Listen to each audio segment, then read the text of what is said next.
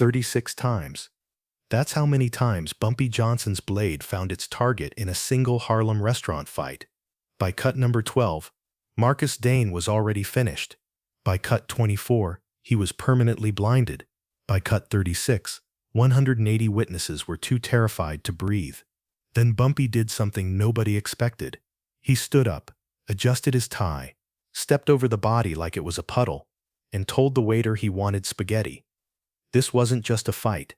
This was a message, and everyone in Harlem got it. Summer of 1937, Harlem, New York. If you walked down Lenox Avenue that year, you could feel the tension in the air like electricity before a storm. The streets belonged to two forces that were about to collide. On one side, Viktor Schneider, the German Jewish mobster who controlled half of New York's underworld. He wanted Harlem's numbers racket, all of it, and he didn't care how many black bodies he had to step over to take it. On the other side, Ellsworth Bumpy Johnson, a 32-year-old enforcer who'd already earned a reputation as Harlem's most dangerous man. He worked for Catherine St. Clair, the brilliant numbers queen who'd built an empire from nothing. And Bumpy had made her a promise. Harlem stays black no matter what. Schneider had already sent dozens of men into Harlem. Bumpy and his crew of 9 had been picking them off one by one. Schneider was getting desperate. He needed someone who could handle Bumpy Johnson, someone who wasn't afraid, someone who could match Bumpy's violence with violence. That's when he called Chicago. Marcus Dane was 6'2", 140 libre of muscle and scar tissue. He'd killed 11 men before his 25th birthday. In Chicago, they called him the Bull because once he charged, you couldn't stop him. Schneider paid him $5,000 up front and promised him $10,000 more if he could eliminate Bumpy Johnson. Make it loud, Schneider told him. Make it public. I want every numbers runner in Harlem to know what happens when they resist. Dane arrived in Harlem on Tuesday. By Thursday, word had spread. Schneider's new enforcer was in town, and he was looking for Bumpy. But here's what Dane didn't understand about Harlem.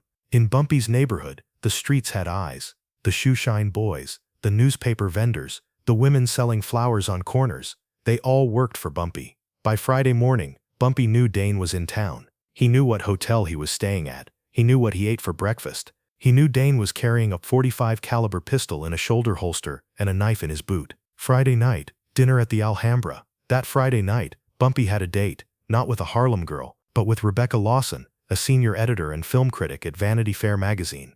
Rebecca was white, sophisticated, educated at Vassar College. They'd met at a jazz club 3 weeks earlier. Dinner at the Alhambra, Bumpy had suggested. Best jazz in Harlem, and the food isn't bad either. The Alhambra bar and theater on the corner of 126th Street and 7th Avenue was Harlem royalty. On Friday nights, the place was packed with 180 people. Bumpy arrived at 8 p.m., dressed in a charcoal gray suit with a burgundy tie. His shoes were polished to a mirror shine. He looked like a banker, not a killer.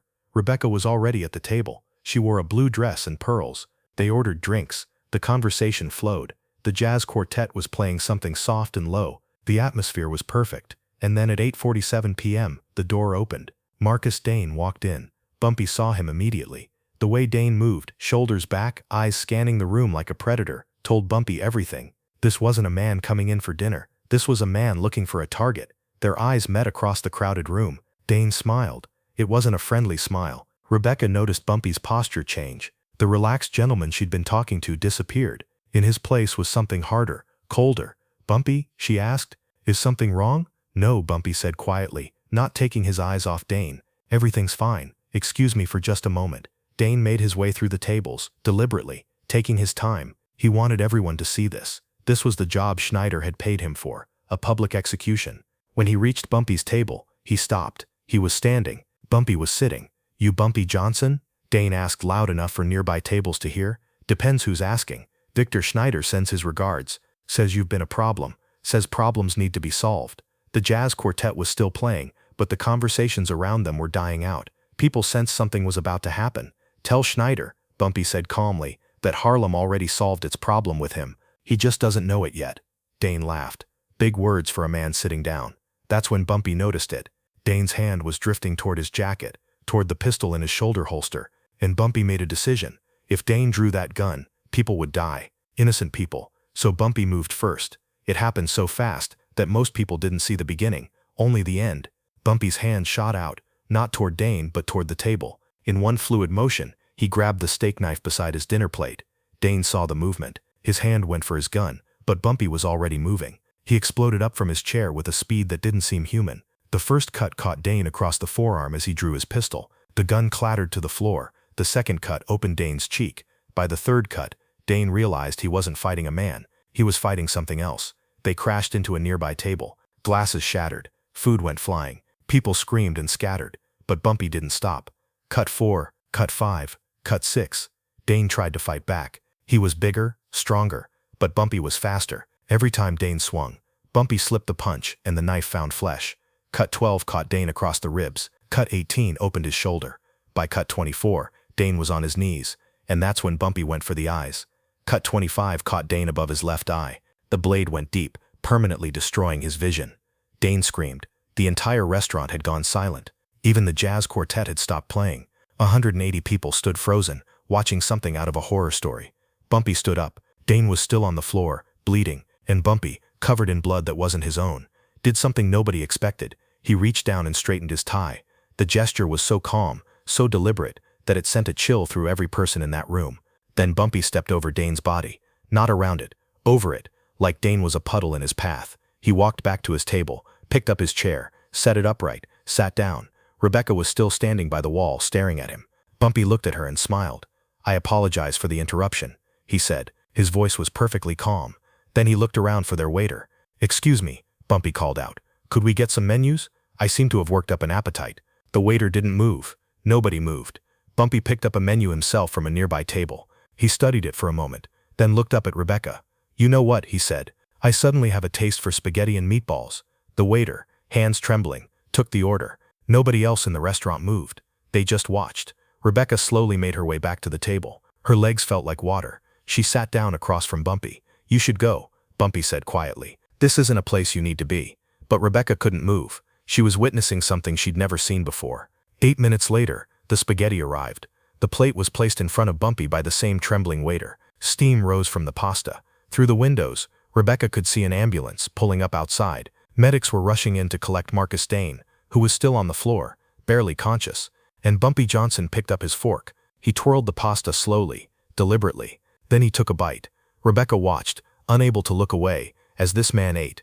Not quickly like someone trying to prove a point, but slowly, casually, like he was truly enjoying it. "It's good," Bumpy said, glancing up at her. "You should eat something." Bumpy ate 3 more bites, each one deliberate, each one a statement. By the time the medics had loaded Dane onto a stretcher, Bumpy had finished half the plate. The police arrived as Bumpy was setting down his fork. By that time, an ambulance had already taken Marcus Dane to Harlem Hospital. He would survive, but he'd never see out of his left eye again. The cops knew better than to arrest Bumpy Johnson. Half of them were on his payroll. The other half knew that in Harlem, Bumpy was the law. "Self-defense," one officer wrote in his report. "Victim drew weapon first. Multiple witnesses confirm." By Saturday morning, the story had spread through Harlem like wildfire. Not just the violence. Everyone in Harlem had seen violence, but the way Bumpy had ended it, the spaghetti, that detail became legendary. The story reached Viktor Schneider by noon. Schneider was in his office in the Bronx when his lieutenant came in white-faced. "Boss, Dane's in the hospital." Bumpy Johnson cut him to pieces in a restaurant, took his eye out. Schneider put down his cigar. "Is Dane dead?" "No, but..." Then he failed. Schneider stood up and walked to the window. "You know what the problem is? We keep thinking we can intimidate these Harlem boys. We keep thinking if we send in someone bigger, meaner, stronger, they'll back down. So what do?" Schneider was quiet for a long moment. Then he said something that would change the course of mob history. "We leave Harlem alone." "What? You heard me. Bumpy Johnson just sent a message, and the message is, Harlem is not for sale. We've lost 40 men trying to take that neighborhood. 40. And Johnson isn't even breathing hard. 6 months later, Viktor Schneider would be dead, and Bumpy would negotiate the deal that would make him the godfather of Harlem.